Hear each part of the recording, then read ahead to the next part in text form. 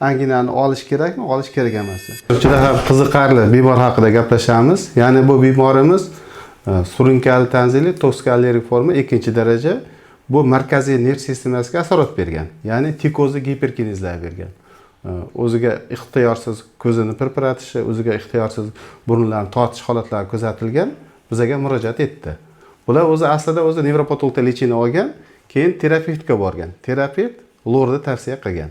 Bemorlarning o'zlaridan fikrini eshitamiz. Ya'ni bularda bir hafta bo'ldimi operatsiya bo'lgani? Bir hafta bo'ldi. Tazilektomiya jarrohlik amaliyotini bajarganmiz.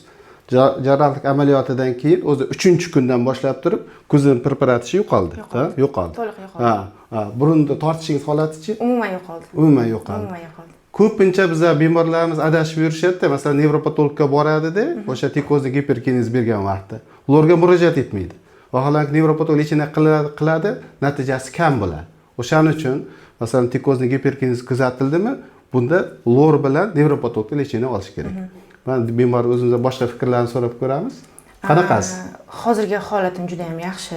Ovozimni hisobga olmaganda, lekin operatsiya juda yaxshi o'tdi, juda silliq o'tdi. Nervni tik, ya'ni shu ko'zim pirpiratishi, burnimni tortishi hozir ko'paydi, umuman qoldi. Men oldindan o'ylagandim, faqat nervni kasalligi deb o'ylagandim. Yo'q, lor kasalligi ekan. Achagini oldik, ya'ni o'sha ildizini oldik. Ildizini olganimizdan keyin hozir yaxshiman. Ancha yaxshi. Yana bitta holat, o'sha bemorlarimizdan juda ko'p savol tushadi. Masalan, anginani olish kerakmi, olish kerak emasmi?